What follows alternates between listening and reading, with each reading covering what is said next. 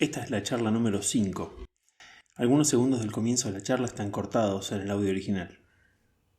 Comienza David Powson. No hay información alguna sobre la segunda venida de Cristo, excepto por la Biblia. Así que leamos 3 pasajes ahora mismo que introducen la charla que quiero dar sobre por qué el Señor Jesús regresa al planeta Tierra. De hecho, cuanto más pienso en eso, más desconcertante es.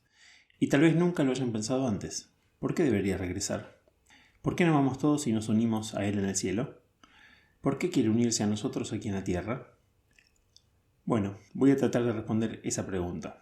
Vamos a leer de Mateo 25, de la segunda carta a los Tesalonicenses capítulo 1 y de Apocalipsis capítulo 19, para que puedan encontrar esos 3 lugares y poner sus dedos en su Biblia. Mateo 25, probablemente uno de los pasajes más conocidos del Nuevo Testamento, el versículo 31.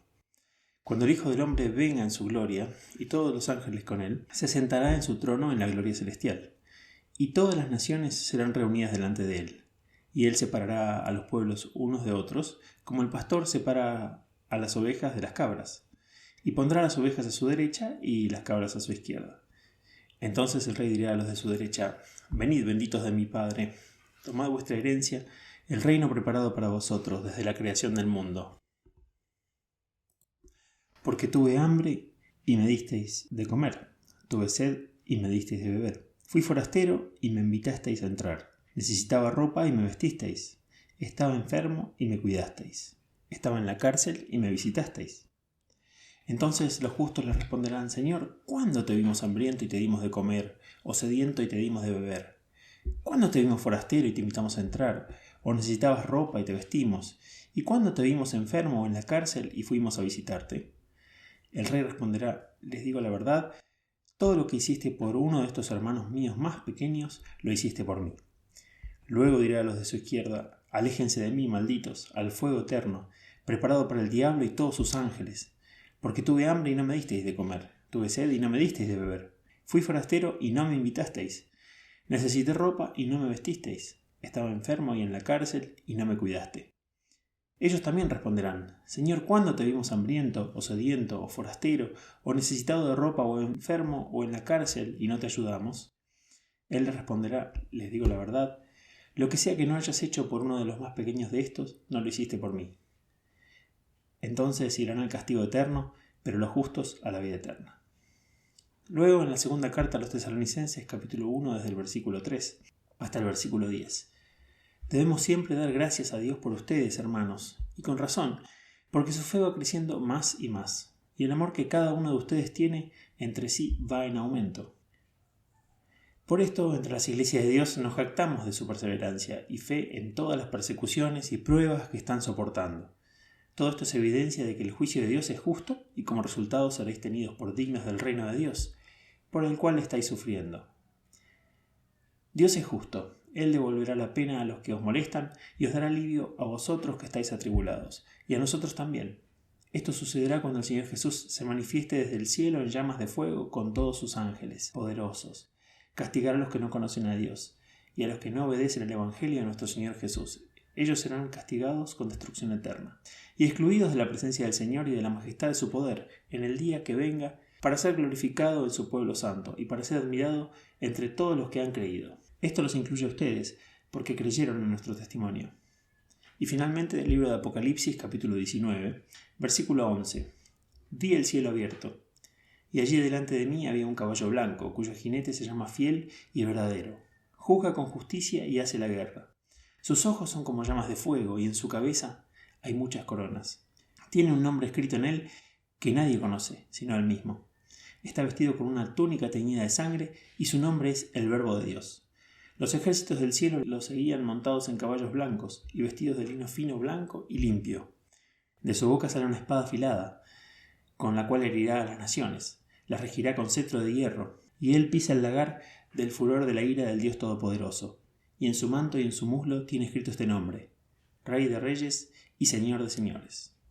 Y vi un ángel parado en el sol, que gritaba a gran voz a todas las aves que volaban en el aire: Vengan a juntarse para la gran cena de Dios, para que coman la carne de reyes, generales y de hombres poderosos, de caballos y sus jinetes, y la carne de todas las personas libres y esclavos, pequeños y grandes. Entonces vi a la bestia y a los reyes de la tierra y sus ejércitos reunidos para hacer guerra contra el jinete del caballo y su ejército.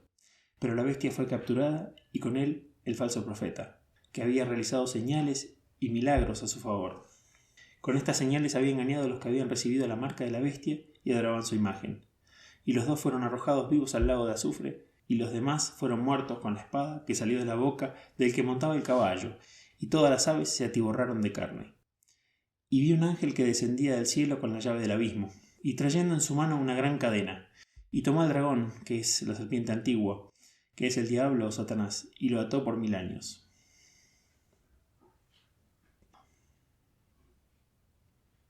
Bien, a algunas personas les parecería casi una desfachatez preguntarle al Señor por qué regresar a la tierra. Debería ser suficiente que haya decidido hacerlo. Y Él obviamente debe tener muy buenas razones para hacerlo. ¿Por qué debería explicarnos? Y aún así vamos a preguntar, porque Jesús no nos llamó esclavos, sino amigos, y lo hizo deliberadamente porque dijo que solo los amigos comparten secretos. Les digo a vosotros porque sois mis amigos, si fuerais mis esclavos no os lo diría. Pero sois mis amigos, así que os lo voy a decir.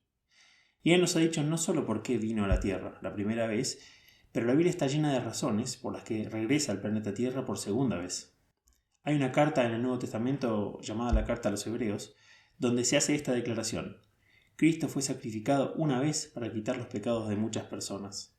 Y aparecerá por segunda vez, no para llevar el pecado, sino para traer la salvación a los que le esperan. Hay una declaración muy clara de que su primera visita fue para quitar el pecado. Su segunda visita es para traer la salvación. Muchos cristianos no entienden esa afirmación. Dicen que seguramente en su primera visita también nos trajo la salvación. No solo murió para quitar los pecados, murió para traernos la salvación. Entonces, ¿por qué dice el Nuevo Testamento que su segunda visita es para traernos la salvación? La respuesta es muy simple. Nuestra salvación aún no está completa. Si ustedes me preguntan, David, ¿eres salvo? Yo diría que todavía no. Voy a ser, estoy en camino. Soy lo que el Nuevo Testamento describe como alguien que está siendo salvado. Y el Señor está agregando a la iglesia todos los días a aquellos que están siendo salvados. La salvación es un proceso y ese proceso ha comenzado en mí, pero aún no está completo, por mucho. Y si vinieran a vivir conmigo y me conocieran muy bien, creo que se darían cuenta rápidamente en qué partes aún no está completa. Por un lado, mi cuerpo no se ha salvado, sino que se está haciendo mayor, un pie en la tumba y el otro en una cáscara de banana. A los ojos de mis hijos estoy muy por encima de la edad promedio. Tengo 55 años, y eso realmente para los jóvenes de hoy es estar a punto de desaparecer. Mi cabello va poniéndose gris y mis dientes son cada vez menos. Estoy envejeciendo, mi cuerpo todavía es parte del viejo mundo. Aún no se ha salvado. Y estoy deseando que me salven el cuerpo. Y hay otras partes de mí que aún no se han salvado. Mi esposa está sentada allí y les dirá muy rápidamente qué partes de mí todavía no son salvas. Pero ha comenzado. Y Dios nunca deja un trabajo a medio terminar. Y no me dejará hasta que esté terminado. Y esté completamente salvado. Luego, cuando miro el mundo que me rodea, el mundo obviamente aún no está salvado. Incluso la naturaleza aún no se ha salvado. Dios tiene la intención de hacer nuevas todas las cosas. No solo todas las personas, sino todas las cosas. Y la salvación no estará completa hasta que todo se salve. Así como cada persona y cada parte de esas personas, por lo que aún queda mucha salvación por hacer. ¿Lo ven? Y va a volver a la tierra para traer salvación a los que lo esperan, para poder decir misión cumplida. Algunos cristianos piensan que cuando Jesús clamó en la cruz está terminado, su obra en la tierra terminó. No, la cruz había terminado, su sufrimiento había terminado y estaba agradeciendo a Dios que había terminado. Había estado en el infierno durante 3 horas. Y el infierno es un lugar muy oscuro y había estado en total oscuridad.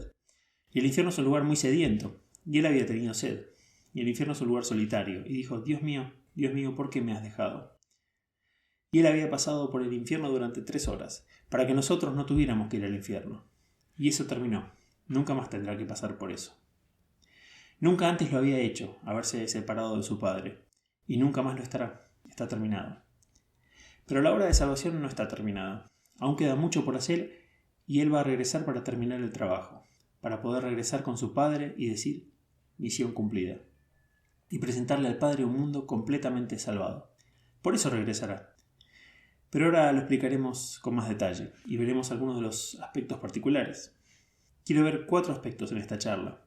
Número 1, Él regresará para recoger a los cristianos. La última noche antes de morir había una situación bastante complicada.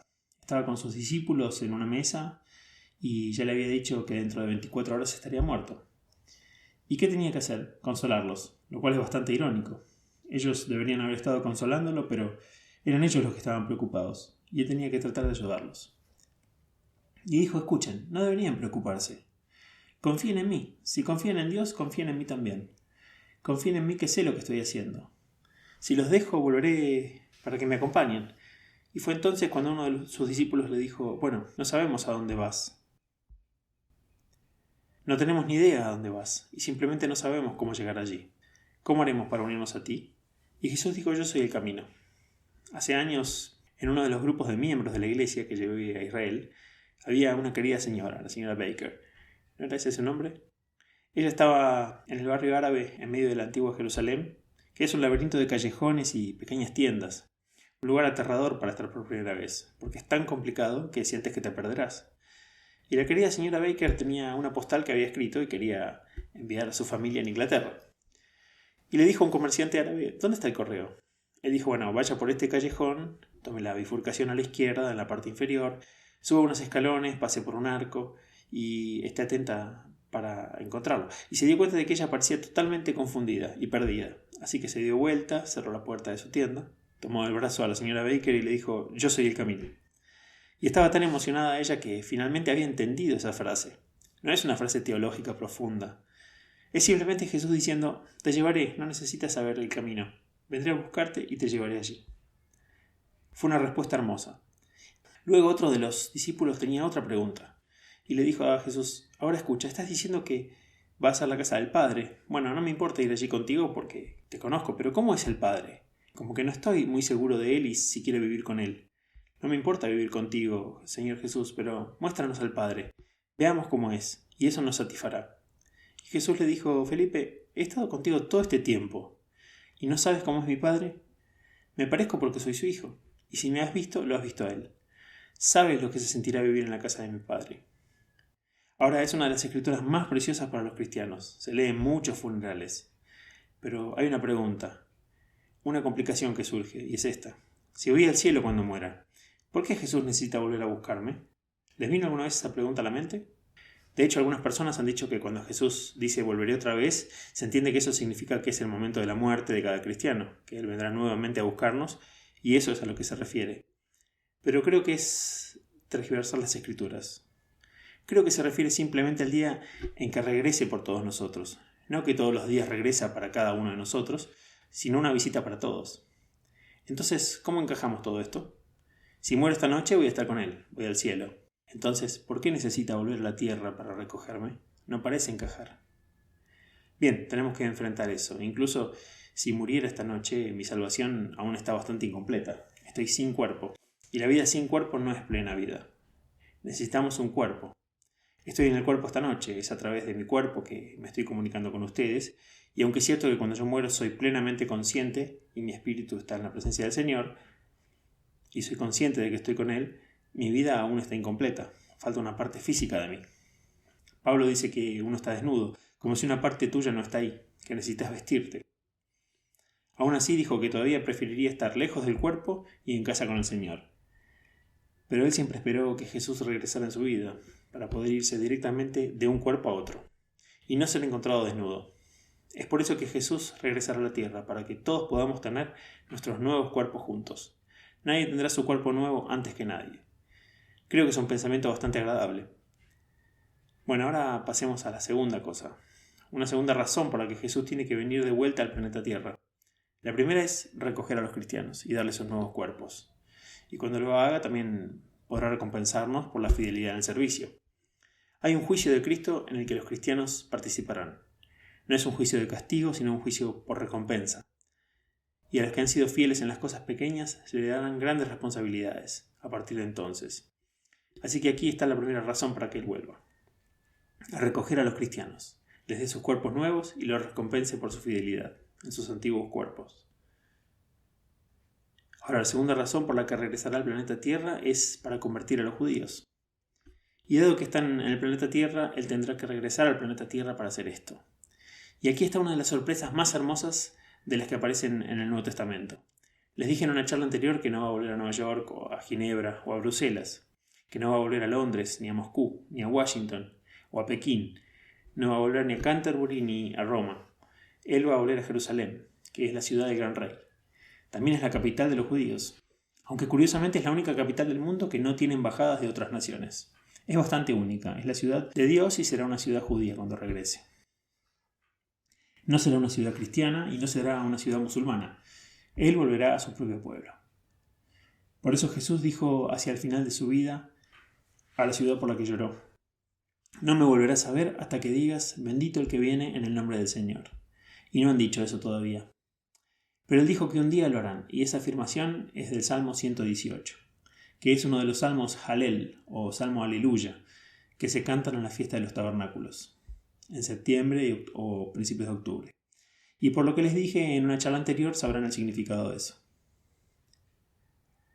Lo que Jesús está diciendo es que uno de estos años, en la fiesta de los tabernáculos, mientras están cantando ese particular salmo que cantan el 8º día de la fiesta de los tabernáculos, lo volverán a ver. Y vendrá el pueblo judío en su fiesta más grande, que es la fiesta de los tabernáculos. Además, en el libro del Apocalipsis hay un capítulo extraordinario, el capítulo 7, que nos dice esto: que durante este terrible problema final, llamado el gran problema o la gran tribulación, durante esos últimos años, cuando el anticristo reine sobre la tierra, Dios protegerá especialmente de las plagas y desastres de ese tiempo a un grupo de judíos, un gran número de judíos, con representantes de cada una de las 12 tribus en él. Y dice que lo sellará en la frente antes de que lleguen los desastres. Protegerá físicamente a los judíos durante ese tiempo terrible, mientras que los siguientes versículos dicen que no protegerá a los cristianos durante ese tiempo. Y que habrá un gran número de mártires cristianos, que sufrirán durante eso, y sufrirán el martirio. Una multitud de cada tribu y linaje y lengua que saldrá de la gran tribulación a través de la muerte. Y Dios enjugará todas las lágrimas de sus ojos. Ahora, ¿por qué Dios debería proteger a los judíos, pero no a los cristianos en este problema final? Bueno, muy simplemente, si los cristianos mueren en esa tribulación, irán directamente al cielo, pero los judíos no. Dios está decidido a salvar al pueblo judío, por lo que tiene que mantenerlos con vida durante ese tiempo. Miren cómo todo empieza a encajar, porque Jesús viene de nuevo para convertir al pueblo judío, a sí mismo. Así que tiene que protegerlos especialmente y físicamente durante ese tiempo, en el que no protege a los cristianos del martirio. Y la razón por la que hace esto es muy simple. Dios hizo un pacto eterno e incondicional con el pueblo judío. No tengo tiempo para tratar con eso ahora. Mucha gente piensa que el pacto de Dios con los judíos era condicional, y que si rompían su lado, Dios rompería el suyo. Lean su Antiguo Testamento cuidadosamente, y una y otra vez Dios dice esto: aunque tú lo rompas, yo no lo haré. Siempre mantendré mi lado. Por tu parte puedes rechazarme, pero yo nunca te rechazaré. Qué Dios para tener, ¿verdad? Pero ese era su pacto con ellos, y para dejarles muy claro, consiguió un hombre, y le dijo que quería que hiciera algo por él. Él dijo: bueno, ¿qué quieres que haga, Señor? Y el Señor le dijo: sal y busca a una prostituta y cásate con ella. El hombre le dijo: bueno, ¿luego qué? La traerás a casa y tendrás hijos, forma una familia. Pero te advierto, dijo el Señor, que el primer hijo será tuyo, pero el segundo hijo será de otro hombre, y el tercer hijo tampoco será tuyo. ¿Y después qué, Señor? Pues entonces se va a ir de casa y va a volver a la calle. ¿Y yo qué tengo que hacer? Entonces, ¿cómo voy a criar a los niños? Debes ir y encontrarla de nuevo, encontrar al proxeneta que la controla y darle algo de dinero, comprarla de nuevo y traerla de vuelta y amarla. ¿Y luego qué, Señor? Entonces ve y dile a mi pueblo Israel que eso es lo que siento por ellos. Lean al profeta Oseas, es una historia asombrosa.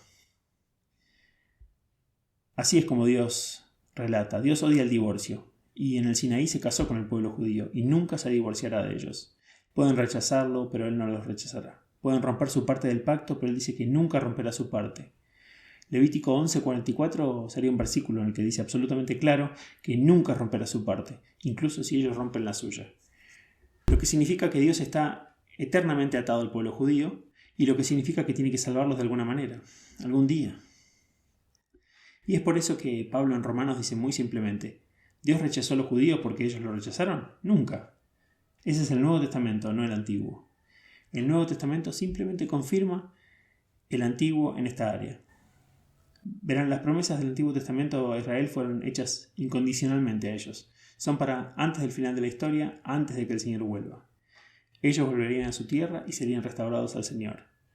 Eso lo dice Jeremías, Ezequiel lo dice, Joel también lo dice. Te traeré de los confines de la tierra, de los 4 ángulos te traeré, y volveré a ponerte en tu tierra y luego te salvaré, porque yo soy Dios y no te rechazaré. Ahora ese es el programa de Dios para el pueblo judío. Y Jesús va a regresar para completar ese programa con ellos. Entonces tiene que volver a la tierra y tiene que volver a Jerusalén para hacerlo, porque Dios nunca rompe sus promesas. Y en Jesús todas las promesas de Dios son sí y amén. Esas promesas del Antiguo Testamento de traerlos de vuelta a la tierra no se cumplieron en el regreso del exilio babilónico. Por 2 razones. Primero, solo una minoría de los judíos regresó en ese regreso, la mayoría se mantuvo alejada. Pero en segundo lugar, las promesas de traerlos de regreso a su tierra se repiten después del regreso de Babilonia, y aún se predicen para una fecha futura. Por esa razón, los cristianos durante siglos han esperado que los judíos recuperen su tierra antes de que Jesús regrese, y ahora la recuperaron. No toda todavía, pero cada una de las 5 guerras principales que ha tenido Israel moderno desde la Segunda Guerra Mundial han llevado sus fronteras más cerca de los límites de la tierra que Dios les dio, tanto en lo que han ganado como en lo que han perdido de tierra. La palabra hasta es una palabra muy emocionante para mí. Aparece una y otra vez en el Nuevo Testamento. Jesús dijo, Jerusalén será pisoteada por los gentiles hasta que, dice en Romanos, después dice que solo ha habido un endurecimiento en Israel hasta que. Jesús dijo, no me volverás a ver, Jerusalén, hasta. Y acabo de subrayar en mi Biblia esta palabra hasta, que es una palabra hermosa. Significa que Dios no ha soltado al pueblo judío, que va a cumplir su palabra. Y las promesas del Antiguo Testamento están subrayadas y respaldadas en nuestro Nuevo Testamento, especialmente en el capítulo 11 de Romanos. Solo cito 2 versículos, uno que Pablo dice en el Nuevo Testamento a los cristianos, que los dones de Dios para los patriarcas son irrevocables, y el llamado de Dios a los patriarcas es irrevocable. Esa es una palabra muy fuerte. Y los regalos que Dios le dio a los patriarcas, Abraham, Isaac y Jacob, fueron los regalos de la tierra y descendencia para vivir en ella. Estos regalos no pueden ser retirados. Y el otro versículo dice, después de que el número completo de los gentiles haya sido traído, entonces todo Israel será salvo. Esto es una inversión completa de lo que esperaban los judíos. Pensaron que todo iba a llegar por ellos primero, a ellos primero y luego a los gentiles. Pero porque rechazaron lo que Jesús les trajo, el reino ha sido dado primero a los gentiles. Pero eso no significa que nunca lo obtendrán. Los primeros serán los últimos y los últimos primeros. Y finalmente lo obtendrán, y Jesús va a regresar. Solo se necesita una cosa para que un judío se salve, una sola cosa, y es saber que Jesús de Nazaret está vivo. Eso es todo lo que un judío necesita. Saulo de Tarso odiaba a los cristianos, hasta que se enteró de que Jesús aún estaba vivo. Una vez estaba predicando en Ely, en Anglia Oriental, y una judía muy joven, muy bonita, se me acercó después del servicio y me dijo, ¿estás diciendo que Jesús de Nazaret todavía está vivo? Y yo le dije, sí. Así que ella me dice, bien, si es así, debe ser nuestro Mesías. Me gusta la palabra nuestro. Ella dijo, si está vivo, debe ser nuestro Mesías.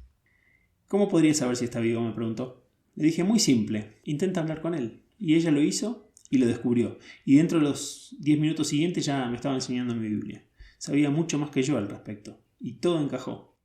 Todo lo que necesitaba era saber que Jesús estaba vivo. ¿Se imaginan cuál será la reacción de esa nación cuando Jesús regrese? Su propio profeta Zacarías dijo esto, mirarán al que traspasaron y llorarán como por un hijo único. Y esa misma predicción de Zacarías está recogida en el libro de Apocalipsis y repetida otra vez. Todo ojo le verá cómo vienen las nubes y los que le traspasaron le verán. Eso será suficiente para el pueblo judío y se salvarán. Él regresará para asegurarse de que haya un rebaño. Él tenía otras ovejas para traer y nosotros somos las otras ovejas, pero debe haber un solo rebaño, judíos y gentiles juntos. Así que eso es una segunda razón por la cual Él va a volver al planeta Tierra. Va a volver a reunir a los cristianos y va a volver a convertir a los judíos. Va a volver, en tercer lugar, a condenar a los impíos. En otras palabras, va a volver a juzgar. Cuando vino la primera vez, dijo deliberadamente, yo no he venido a juzgar, he venido a salvar. Pero la segunda vez no viene a salvar, viene a juzgar. Y el día de la oportunidad se acabará, solo traerá salvación a los que le esperan. Pero para los demás, todo credo cristiano dice que desde allí vendrá de nuevo para juzgar a los vivos y a los muertos. Y la primera profecía de la Biblia, a la que ya me he referido en estas charlas, la primera profecía de Enoc, el séptimo hombre después de Adán, dice que el Señor vendría para juzgar a los impíos. Ahora el juicio no podría tener lugar en el cielo. ¿Podrían imaginarse lo inapropiado de llevar a los pecadores al cielo para juzgarlos? Ni siquiera deberían ver el lugar, por lo que el juicio no tendrá lugar en el cielo. Él regresará para hacerlo en la escena del crimen. Y encaja. Tampoco debe tener lugar en el infierno. El cielo y el infierno están más allá del juicio. El juicio tiene lugar donde la gente se ha rebelado. Hay un sentimiento muy humano para el día del juicio. En primer lugar, el juez es humano. Sería tan fácil para la gente decir: Dios no podría juzgarnos porque tú eres Dios y no sabes lo que es ser un hombre. No sabes lo que es sufrir y ser tentado aquí. Pero como Pablo dijo en Hechos 17 en Atenas, Dios ha designado a un hombre para juzgar al mundo. Un ser humano juzgará a todos los demás seres humanos. Escuchen esto. Al final de los tiempos, miles de millones de personas fueron esparcidas sobre un gran plano ante el trono de Dios. La mayoría se encogió ante la luz brillante que tenían delante, pero algunos grupos cerca del frente hablaban acaloradamente, no con vergüenza, sino con beligerancia. ¿Dios nos juzgará? ¿Cómo puede saber él sobre el sufrimiento?, dijo una joven muchacha, y se levantó la manga para revelar un tatuaje de un campo de concentración nazi. Soportamos el terror, palizas, tortura, muerte. En otro grupo, un niño negro se bajó el cuello. ¿Qué hay de esto?, exigió, mostrando una fea soga quemada. Linchado sin ningún delito, solo por ser negro. En otro lugar había una multitud y una colegiala embarazada con ojos uráneos murmuró: ¿por qué debería sufrir? No fue mi culpa. Allá lejos, en la llanura, había cientos de estos grupos. Cada uno tenía una queja contra Dios, por el mal y el sufrimiento que permitía en su mundo. Qué suerte tenía Dios de vivir en el cielo, donde toda su dulzura y su luz estaban allí. No había llanto, ni miedo, ni hambre, ni odio. ¿Qué sabía Dios de todo lo que los hombres se habían visto obligados a soportar aquí en este mundo? Porque Dios lleva una vida protegida, dijeron. Entonces cada uno de estos grupos envió a su líder, que había sido elegido porque era el que había sufrido más que nadie. Un judío, un negro, una persona de Hiroshima, un artrítico terriblemente deformado y un niño deformado por taliomida. Y en el centro del plano se consultaron entre sí. Por fin estaban listos para presentar su caso. Algo bastante inteligente. Antes de que Dios pudiera ser calificado para ser su juez, debía soportar lo que ellos habían soportado. Su decisión fue que Dios debía ser sentenciado a vivir en la tierra como un hombre, que nazca judío, que se dude de la legitimidad de su nacimiento. Denle un trabajo tan difícil que incluso su familia pensará que está loco cuando intente hacerlo. Déjenlo ser traicionado por sus amigos más cercanos. Déjenlo enfrentar cargos falsos y ser juzgado por un juzgado prejuicioso y condenado por un juez cobarde. Déjenlo ser torturado y al final que vea lo que significa estar terriblemente solo. Y entonces que muera de manera que no quede duda de que murió, que haya una gran multitud de testigos para comprobarlo. Mientras que cada líder pronunciaba su parte de la sentencia, se alzaron fuertes murmullos de aprobación entre la multitud de personas reunidas, y cuando el último hubo terminado de pronunciar sentencia, se hizo un largo silencio. Nadie pronunció una palabra más, nadie se movió, porque de pronto todos supieron que Dios ya había cumplido su sentencia. Es una prosa magnífica, ¿no es así? Escuchen, Dios no solo dice que soy Dios y ustedes son hombres y los voy a juzgar. Él dice: he designado un hombre para que los juzgue. Alguien que ha vivido su vida, alguien que ha sido tentado, alguien que sin ninguna ventaja vivió una vida justa en la tierra. Él los juzgará en mi nombre. No solo eso, sino que he designado un hombre que no solo vivió tu vida y la vivió correctamente en tus condiciones. Estoy nombrando a un hombre para juzgarlos que hizo todo lo posible para salvarte del juicio. En el último libro de la Biblia hay una hermosa canción sobre Jesús. Eres digno de tomar el rollo y abrir los sellos, porque tú fuiste inmolado y con tu sangre compraste hombres para Dios, de cada tribu, idioma, pueblo y nación. En otras palabras, el hombre que va a juzgar a todos los demás hombres y mujeres no solo es un hombre que pasó por todo lo que nosotros pasamos, sino un hombre que dio su vida para salvarnos, de ser juzgados. Él es el que será juez. No es de extrañar que cuando las naciones lo vean llorarán. Justo en este momento en la televisión hay un programa llamado Esta es tu vida, con Eamon Andrews, y a menudo me he preguntado cuánto averiguan sobre personas que nunca pusieron en el programa. Podría adivinar porque una vez apareció un hombre en Esta es tu vida y era un empleado de mis abuelos. Y era un pícaro y un ladrón, y apareció como un héroe en Esta es tu vida. Y sabía que debían haber tenido que seleccionar con mucho cuidado de la vida de ese hombre para producir el programa. La Biblia dice muy simplemente que un día los libros serán abiertos, y en cada una de las portadas de esos libros dirá: esta es tu vida. Solo que no será una selección para el entretenimiento. Todo lo que hemos dicho y sentido y pensado y hecho estará en nuestra Esta es tu vida. Y Dios tiene un libro para cada hombre, mujer y niño. Y es Jesús quien abrirá ese libro. Y les digo, si no has tenido tus pecados perdonados, ese será el peor día que tengas jamás. Jesús dijo que nuestras palabras ociosas serán suficientes para condenarnos al infierno. Las cosas que se deslizaron de nuestras bocas, que revelaron lo que realmente pensábamos sobre las personas. Será un día solemne, y es Jesús quien regresará para condenar a los impíos que se negaron a ser corregidos, que rechazaron la verdad sobre ellos mismos y sobre Dios, que deliberadamente continuaron de una manera que sabían que estaba mal. Jesús regresará a juzgar a vivos y muertos. Y la cuarta y última cosa que quiero mencionar en esta charla es esto. Él va a volver a juntar a los cristianos, va a volver a convertir a los judíos, va a volver a condenar a los impíos y va a volver a conquistar al diablo. En estos últimos años de la era habrá una trinidad sustituta, sacrílega, operando en la tierra. En lugar de Padre, Hijo y Espíritu Santo estará Satanás, el anticristo y el falso profeta. No sé si se han dado cuenta de cómo estos tres están imitando a estos tres. La palabra anti no significa contra, significa en lugar de en el griego. Y por lo tanto anticristo no significa alguien en contra de Cristo, sino alguien en lugar de él, un sustituto. Y de hecho, eso es lo que será ese hombre. ¿Se han dado cuenta de que Satanás le ofreció una vez a Jesús el puesto de anticristo? Satanás le dijo una vez a Jesús: te daré todos los reinos del mundo si aceptas mis órdenes. Y Jesús no discutió con él. Y no le dijo: no son tuyos para darlos. Porque él sabía que Satanás controla todo en este mundo. Todo lo que quieras en este mundo, Satanás te lo puede dar. Y el precio es que le sirvas. Si quieres dinero te lo dará, si quieres fama te la puede dar, si quieres poder te lo puede dar. Satanás te puede dar todo y te lo ofrecerá con la condición de que tomes órdenes de él. Y millones caen en este tipo de oferta y venden sus almas. Y un día un hombre aceptará la oferta de dictador mundial y se convertirá en el anticristo, en lugar de Cristo. Y apoyándolo estará una figura religiosa que hará milagros, y tendrá una gigantesca religión estatal ligada a este dictador, el falso profeta. Ahora, acá está esta Trinidad impía.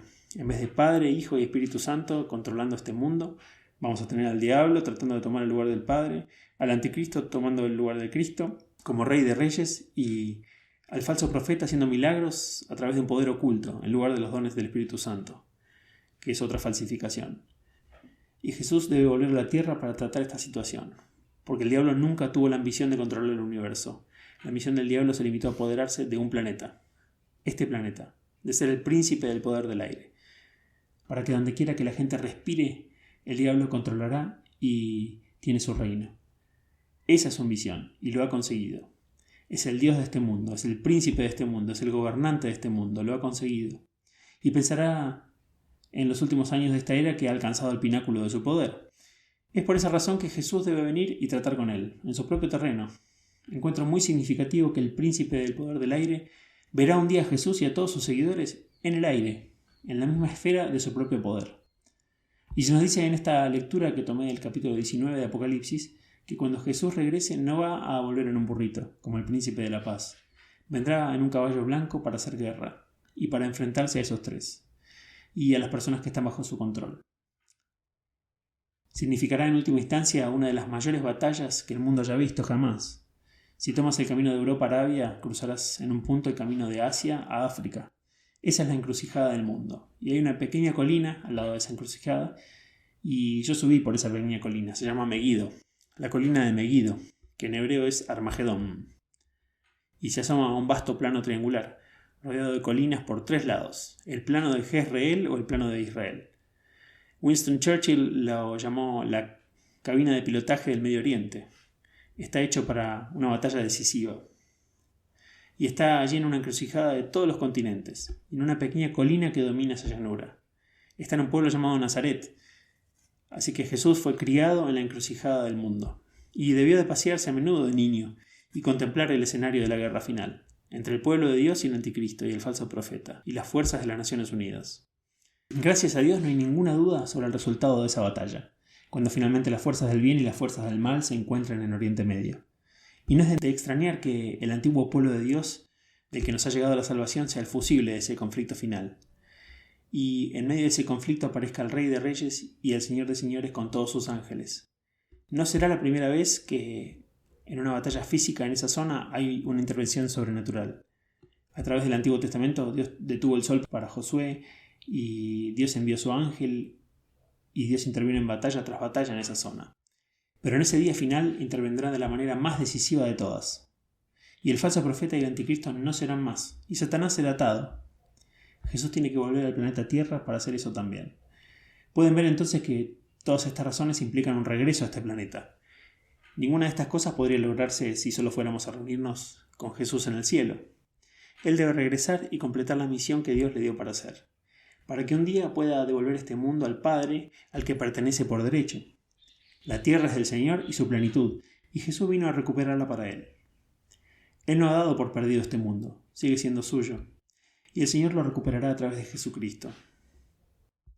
En la próxima charla quiero ver cuánto tiempo estará de vuelta. ¿Será solo una visita fugaz o volverá para quedarse?